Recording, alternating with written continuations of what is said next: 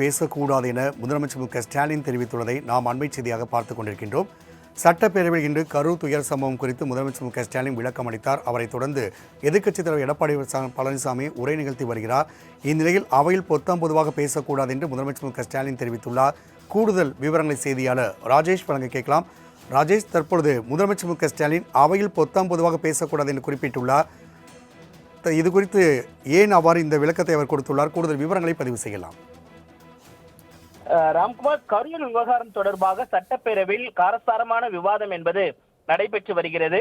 முதலமைச்சர் கரூர் விவகாரத்தில் என்ன நடந்தது என்பது குறித்து அவர் தெளிவாக ஒரு விளக்கத்தை அளித்திருந்தார். ஏற்கனவே பிரதான எதிர்க்கட்சியாக இருக்கக்கூடிய அதிமுக கரூர் விவகாரத்தில் என்ன நடந்தது என்பது குறித்து தங்களுக்கு விளக்கம் அளிக்க வேண்டும் என்று அவர்கள் சபையில் கேள்வி எழுப்பியிருந்தார்கள். அப்பொழுது முதலமைச்சர் விளக்கம் அளிப்பதாக தெரிவித்திருந்தார். அதன் அடிப்படையில் பல்வேறு விளக்கங்களை அவர் தொடர்ச்சியாக அவர் தெரிவித்து வந்தார். முதலமைச்சரை பொறுத்த வரைக்கும் கரூர் சம்பவத்தில் எப்படி நடந்தது, என்ன எதற்காக நடந்தது என்பதையெல்லாம் குறித்து அவர் விரிவாக தெரிவித்திருந்தார். அதாவது கரூர் சம்பவத்தை பொறுத்த வரைக்கும் தமிழக வெற்றி கழகத்தினுடைய தலைவர் விஜய் அவர்கள் தாமதமாக வந்ததுதான் காரணம் என்று அவர் குறிப்பிட்டிருந்தார்.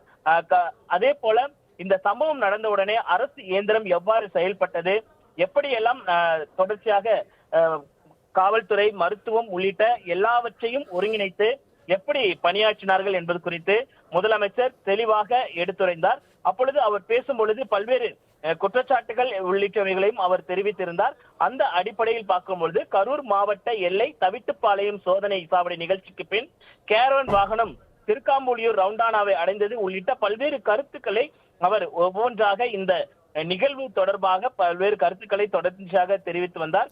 கூட்டத்தில் இருந்த பெண்கள் மற்றும் அந்த விஜயனுடைய பிரச்சார வாகனம் கூட்டத்திற்கு வந்தபொழுதுதான் அலையாக மக்கள் ஒருவர் பின்னாக ஒருவர் அலையாக வந்து மோதியதில் ஒரு கூட்ட நெரிசல் என்பது ஏற்பட்டது. இதன் பின்புதான் அங்கு பொதுமக்கள், பெண்கள், குழந்தைகள் என அனைவரும் பாதிக்கப்பட்டார்கள் என்று அவர் தெரிவித்திருக்கிறார். அதே போல எங்க மருத்துவ குழு, அதே போல ஆம்புலன்ஸ்களை தமிழக வெற்றி கழகத்தினர் தாக்கினார்கள் என்றெல்லாம் முதலமைச்சர் தெரிவித்திருந்தார். இப்படியாக முதலமைச்சருடைய கருத்துக்கு எதிர்கருத்து தெரிவிக்கும் விதமாக எதிர்க்கட்சி தலைவர் பல்வேறு குற்றச்சாட்டுகளை முன்வைத்து பேசியிருந்தார். அதில் அவர் சொல்லும் பொழுது தமிழக வெற்றி கழகத்தினுடைய தலைவர் ஏற்கனவே 4 மாவட்டங்களுக்கு சென்று மக்கள் சந்திப்பு கூட்டத்தை நடத்தியிருக்கிறார். அந்த பகுதிகளில் எல்லாம் எவ்வளவு கூட்டம் வரும் என்பது அரசுக்கு தெரியுமா, தெரியாதா என்ற கேள்வியை எழுப்பியிருக்கிறார். ஏன் உளவுத்துறை, காவல்துறை அவர்களுக்கு தெரிவிக்கவில்லையா என்ற கேள்வியை எழுப்பியிருக்கிறார். அந்த அடிப்படையில் கரூரில் முழுமையான பாதுகாப்பு கொடுக்கப்பட்டிருக்க வேண்டும். அப்படி கொடுக்கப்பட்டிருந்தால் இந்த அசம்பாவிதம் தவிர்த்திருக்கலாம் என்று அவர் தெரிவித்திருந்தார். முன்னெச்சரிக்கை நடவடிக்கைகளை எடுக்க அரசு தவறிவிட்டது என்று எதிர்க்கட்சி தலைவர் ஒரு குற்றச்சாட்டை முன்வைத்திருந்தார். அதே போல வேலுச்சாமிபுரத்தில் அதிமுக கூட்டம் நடத்த கேட்டபோது அது போக்குவரத்து நெரிசல் மிகுதியான பகுதி என்று எங்களுக்கு அனுமதி மறுத்தீர்கள், தமிழக வெற்றி கழகத்திற்கு மட்டும் ஏன் கொடுத்தீர்கள் என்று அவர் கேள்வியை எழுப்பிய உடனேயே முதலமைச்சர் எழுந்து கூட்டணி கட்சிக்கு ஆள் தேடி வருகிறீர்கள் என்ற குற்றச்சாட்டை முன்வைத்தார். நீங்கள் தான் அரசியல் செய்கிறீர்கள் என்று அவர் தெரிவித்தார். இதனால் அவையில் ஒரு சலசலப்பு ஏற்பட்டது. சபாநாயகர் என் அனுமதி இல்லாமல் யாரும் பேசக்கூடாது என்று ஒரு கண்டிப்பான வார்த்தையை சொல்லியிருக்கிறார். அதே போல அமைச்சர் ரகுபதி எழுந்து தமிழக வெற்றி கழக தலைவர் தாமதமாக வந்த காரணத்தால் தான் இதற்கு முன்பு நடந்த மக்கள் கூட்டத்திலும் பலர் மயக்கம் அடைந்திருக்கிறார்கள் என்றெல்லாம் அவருடன் தன்னுடைய கருத்தை தெரிவித்திருக்கும் பொழுது பொத்தாம் பொதுவாக எந்த குற்றச்சாட்டையும் முன்வைக்க கூடாது என்று முதலமைச்சர் தெரிவித்திருக்கிறார். ஏனென்றால் இந்த கரூர் கூட்டத்தை பொறுத்த வரைக்குமே தமிழக வெற்றி கழகத்தினுடைய தலைவர் தாமதமாக வந்தார்.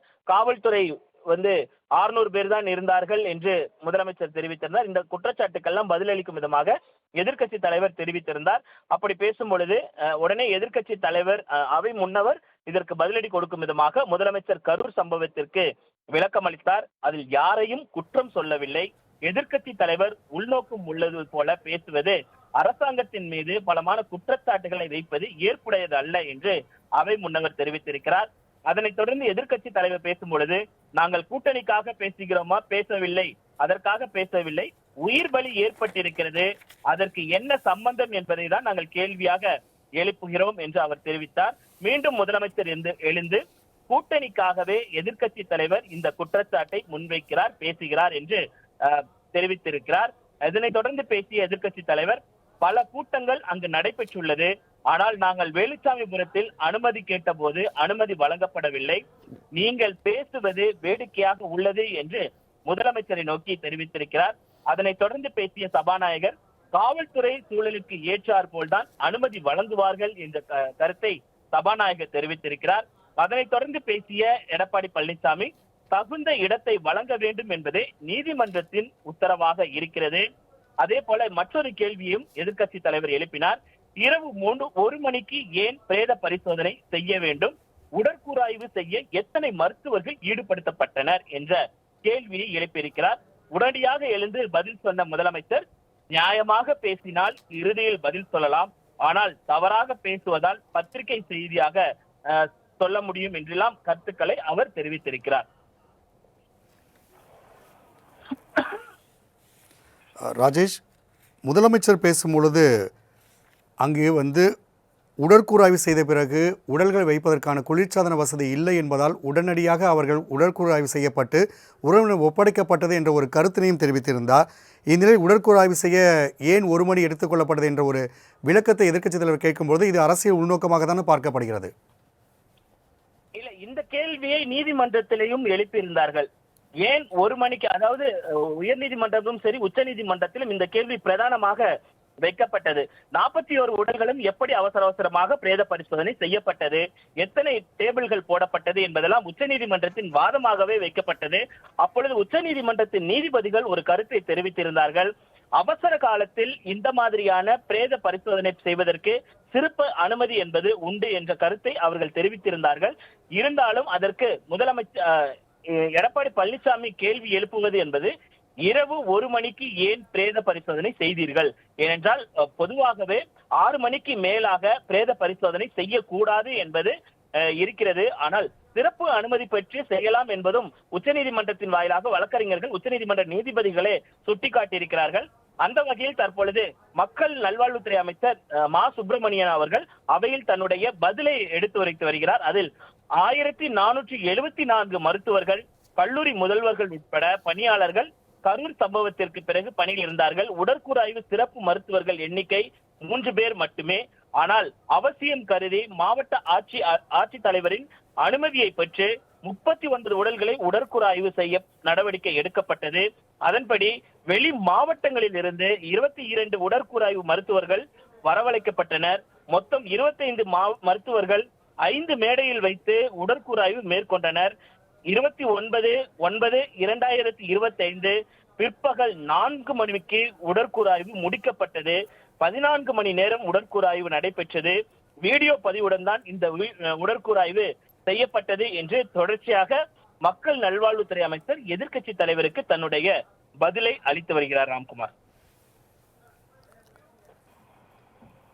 ராஜேஷ், இந்த விவகாரத்தில் பொதுவாக பேசும்பொழுது முதலமைச்சர் எந்த ஒரு விஷயத்தையும் குறிப்பிட்டு பேசவில்லை. நடந்தது துயரம், அந்த துயரத்திற்கு என்ன காரணம், அதற்கு அரசு இயந்திரம் எவ்வாறு செயல்பட்டது என்பது குறித்து விளக்கம் அளித்திருந்தார். எதிர்க்கட்சி தலைவர் எப்பொழுதும் போலத அந்த எதிர்க்கட்சியினுடைய வரிசையில் அவர்கள் கேள்விகள் கேட்க வேண்டும் என்ற ஒரு நிலையா, அல்லது இதில் பல்வேறு அவர்களுக்கான ஒரு பதில்கள் கிடைக்காமல் இருப்பதாக இதை நாம் பார்க்க முடியுமா? இல்ல, பொதுவாகவே இந்த கேள்வி கரூர் சம்பவத்திற்கு பிறகாக எதிர்க்கட்சி தலைவராக இருக்கக்கூடிய எடப்பாடி பழனிசாமி தொடங்கி முன்னாள் அமைச்சர்களாக இருக்கக்கூடிய RB உதயகுமாராக இருக்கட்டும், செல்லூர் ராஜாக இருக்கட்டும், அதே போல அக்கட்சியை சேர்ந்த இன்பதுரை போன்றவர்கள் எல்லாம் எதிர்க்கட்சிகள் இந்த விவகாரத்தில் அரசியல் செய்கின்றன என்று முதலமைச்சர் குற்றம் சாட்டுகிறாரே என்று அவர்களிடத்தில் நாம் கேள்வி எழுப்பும் பொழுது அவர்கள் நமக்கு அளித்த பதில் என்னவாக இருந்தது என்றால், இந்த விவகாரத்தை பொறுத்த வரைக்கும் எதிர்க்கட்சிகள் அரசியல் செய்யாமல் அவியலா செய்வார்கள். நாங்கள் கூட்டு, பொறியியல், அப்பளம் எல்லாவற்றையும் இந்த விவகாரத்தில் செய்வோம். ஏனென்றால் நாங்கள் எதிர்க்கட்சி என்ற அவர்கள் ஏற்கனவே தெரிவித்திருந்தார்கள். அந்த அடிப்படையில் பார்க்கும் பொழுது அவர்கள் பல்வேறு கேள்விகளை எழுப்பியிருக்கிறார்கள். இது பொதுவாகவே எதிர்க்கட்சிகள் இந்த விவகாரத்தை பொறுத்த வரைக்குமே பாஜக தொடங்கி அதிமுக உள்ளிட்ட பல்வேறு எதிர்க்கட்சிகள் தொடர்ச்சியாக கேள்விகளை எழுப்பி வருகிறார்கள் இந்த விவகாரத்தில். ஏனென்றால் முறையான பாதுகாப்பு அளித்திருக்க வேண்டும், முறையான பாதுகாப்பு ஏன் அளிக்கப்படவில்லை என்ற பல்வேறு குற்றச்சாட்டுகளை அவர்கள் தொடர்ச்சியாக வைத்திருக்கிறார்கள்.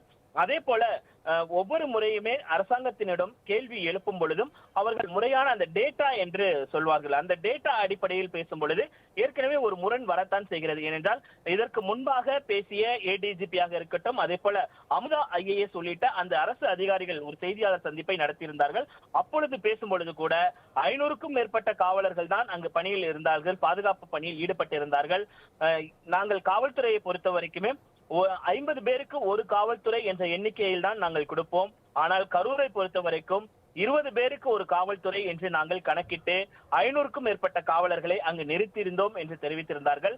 ஆனால் இன்றைக்கு முதலமைச்சர் பேசும் பொழுது 600க்கும் மேற்பட்ட காவலர்கள் அந்த பாதுகாப்பு பணியில் ஈடுபட்டிருந்தார்கள் என்று அவர் தெரிவித்திருக்கிறார். ஆக மொத்தத்தில் முதலமைச்சர் பேசுவதற்கும் அதிகாரிகள் பேசுவதற்கும் அந்த இடைவெளி என்பது அதிக அளவில் இருக்கிறது. இதனைத்தான் எதிர்க்கட்சி தலைவர் கேள்வி எழுப்பியிருக்கிறார். அதே போல உடற்கூறாய்வு அவசரமாக செய்ய வேண்டிய தேவை என்ன என்பது குறித்தும் சமூக வலைதளங்கள் வாயிலாக பொதுமக்கள் பல்வேறு குற்றச்சாட்டுகளையும் கேள்விகளையும் எழுப்பி வந்தார்கள். அந்த கேள்வியை தான் எதிர்க்கட்சி தலைவர் அங்கே எழுப்பியிருக்கிறார். அதே போல பார்க்கும் பொழுது இந்த உடற்கூறாய்வு பொறுத்த வரைக்குமே உடற்கூறாய்வு செய்யப்பட்ட அந்த உறவினர்களுக்கு இன்ன வரைக்கும் அந்த உடற்கூறாய்விற்கான அந்த சான்றிதழ் வழங்கப்படவில்லை என்பதும் ஒரு குற்றச்சாட்டாக பார்க்கப்படுகிறது. இப்படியாக பல குற்றச்சாட்டுகள் இருக்கும் பொழுது எதிர்க்கட்சி தலைவராக இருக்கக்கூடிய எடப்பாடி பழனிசாமி அதற்கான கேள்விகளை எழுப்புகிறார். ஆனால் நாம் இந்த விவகாரத்தை பொறுத்த வரைக்குமே முதலமைச்சர் இந்த விவகாரம் என்பது உச்சநீதிமன்றத்தின் தீர்ப்புக்கு உட்பட்டதாக இருக்கிறது. இடைக்கால உத்தரவு பிறப்பிக்கப்பட்டிருக்கிறது. அதனால் முதலமைச்சர் வெளிப்படையாக பேசக்கூடிய ஒரு சூழல் என்பதும் இருக்காது என்று அரசியல் விமர்சகர்கள் தெரிவிக்கிறார்கள்.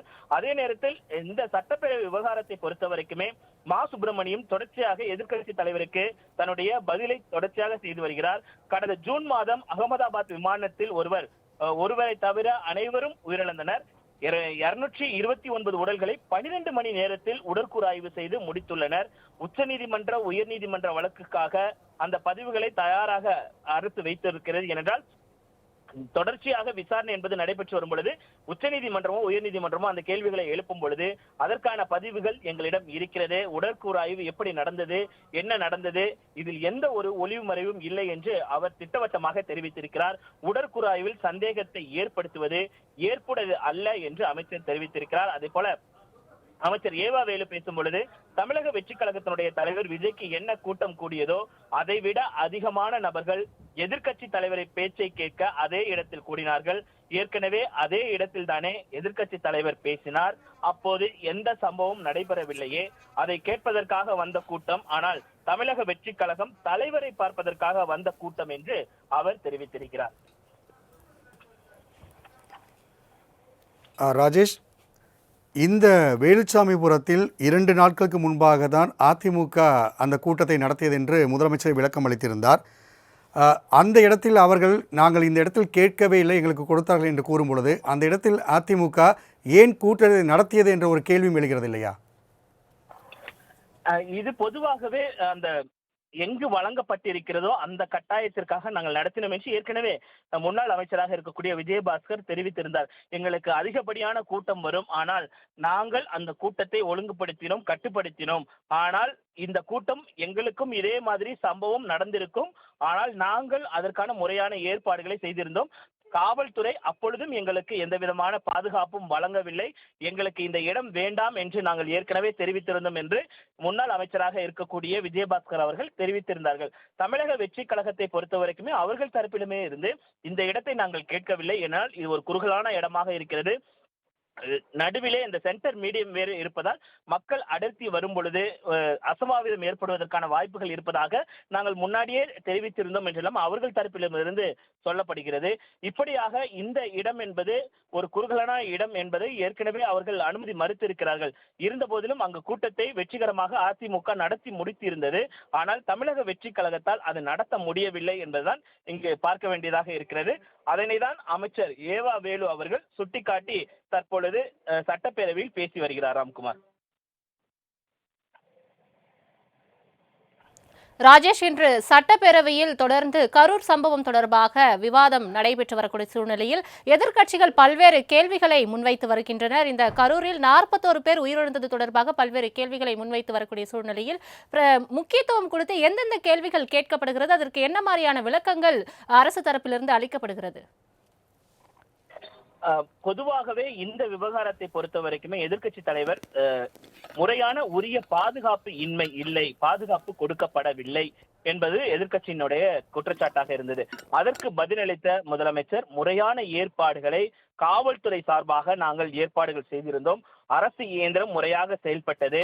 கிட்டத்தட்ட 600க்கும் மேற்பட்ட காவலர்கள் அங்கு பணியில் ஈடுபட்டிருந்தால் அவர்கள் பாதுகாப்பு வழங்கியிருந்தார்கள்.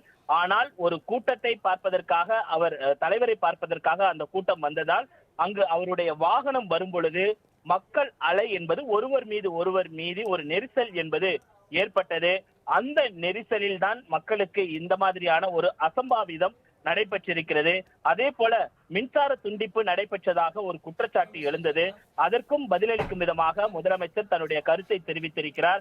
அதாவது இந்த கூட்ட நெரிசலில் பலர் அந்த ஜெனரேட் ரூமுக்குள் புகுந்ததால் அதன் கூரை மீறி ஏறி விழுந்ததால் அந்த ஜெனரேட்டர் அணைக்கப்பட்டது. அதனால் அங்கு மின்விளக்குகள் நிறுத்தப்பட்டது என்ற அந்த விளக்கத்தையும் முதலமைச்சர் தெரிவித்திருக்கிறார்.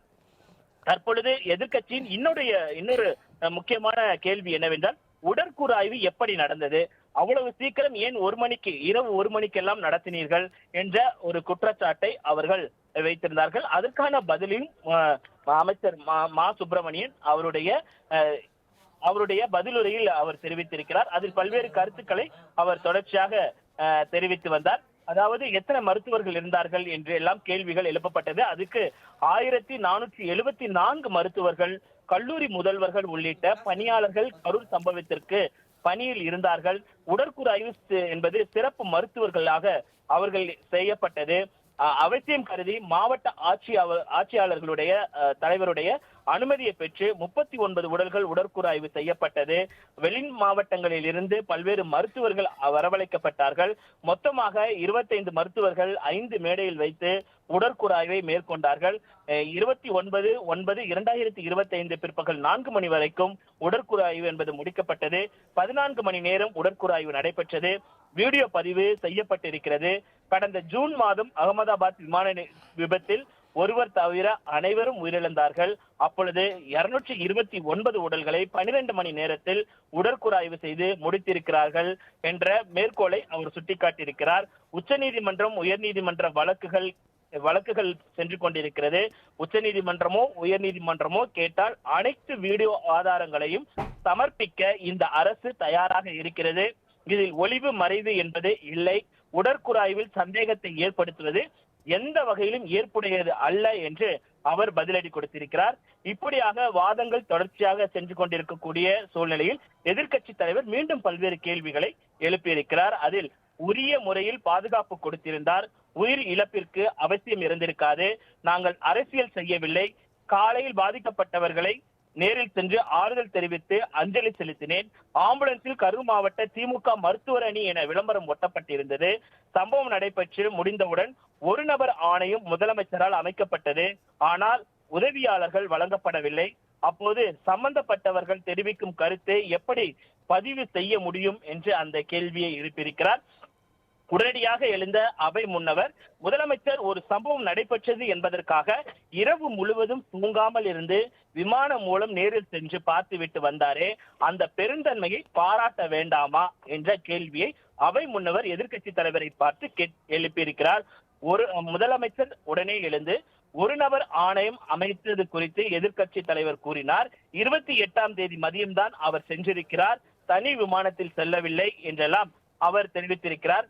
உடனடியாக அதாவது அவை முன்னவர் முன்பே குறிப்பிட்டது போல பெருந்தன்மையை பாராட்ட வேண்டாமா என்று கேள்வி எழுப்பியிருந்தார் இல்லையா, அதற்கு எதிர்க்கட்சி தலைவர் முதலமைச்சருடைய கடமை அது, அவர் அங்க செல்ல வேண்டியது அவருடைய கடமை என்று குறிப்பிட்டிருக்கிறார்.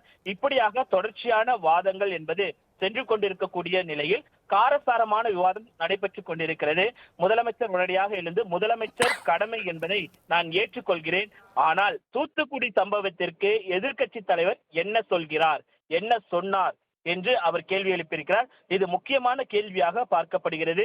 ஏனென்றால் தூத்துக்குடி சம்பவத்தில் 13 உயிர்கள் துப்பாக்கி சூடு நடத்தும் பொழுது நான் டிவியில் பார்த்து தெரிந்து கொண்டேன் என்று அப்போது முதலமைச்சராக இருந்த எடப்பாடி பழனிசாமி அவர்கள் தெரிவித்திருந்த கருத்து என்பது அப்போதே சர்ச்சைக்குள்ளானது.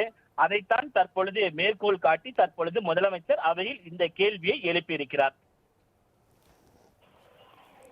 ராஜேஷ், அமைச்சர் ஏவாவேலு இன்று சட்டப்பேரவையில் பேசும்பொழுது இந்த கரூர் துயர சம்பவம் நடந்த அதே இடத்தில் 2 நாட்களுக்கு முன்பு அதிமுக சார்பாக அங்கு பிரச்சார கூட்டம் நடைபெற்றது. அப்பொழுது எந்த ஒரு அசம்பாவிதமும் நடைபெறவில்லையே என்ற ஒரு கேள்வியை முன்வைத்து அவர் பேசியிருந்தார். அதற்கு என்ன மாதிரி பதில் அளிக்கப்படுகிறது அதிமுக எதிர்க்கட்சி தலைவர் தரப்பாக? அந்த கேள்விக்கான பதிலை அவர்கள் தெரிவிக்கவில்லை. அதே மாதிரி அமைச்சர் ஏவாவேலு அவர்கள் பொறுத்த வரைக்குமே அவர்கள் வைக்கக்கூடிய இன்னொரு குற்றச்சாட்டு, தமிழக வெற்றி கழகத்தினுடைய தலைவர் விஜய்க்கு என்ன கூட்டம் கூடியதோ அதை விட அதிகமான நபர்கள் எதிர்க்கட்சி தலைவர் பேச்சை கேட்பதற்காக அதே இடத்தில் கூடினார்கள். ஏற்கனவே அதே இடத்தில் தான் எதிர்க்கட்சி தலைவரும் பேசினார். அப்போது எந்த சம்பவமும் நடைபெறவில்லை. அதை கேட்பதற்காக வந்த கூட்டம். ஆனால் தமிழக வெற்றி கழகத்தை பொறுத்த வரைக்கும் அந்த தலைவரை பார்ப்பதற்காக வந்த கூட்டமாகத்தான் அது பார்க்கப்படுகிறது. அதனால்தான் இந்த மாதிரியான ஒரு அசம்பாவிதம் ஏற்பட்டதாக ஏவாவேலு தெரிவித்திருக்கிறார். தொடர்ச்சியாக இந்த சம்பவம் தொடர்பாக அவர்கள் பல்வேறு கருத்துக்கள், காரசாரமான விவாதங்கள் தற்போது வரை சென்று கொண்டிருக்கிறது. சலோமி.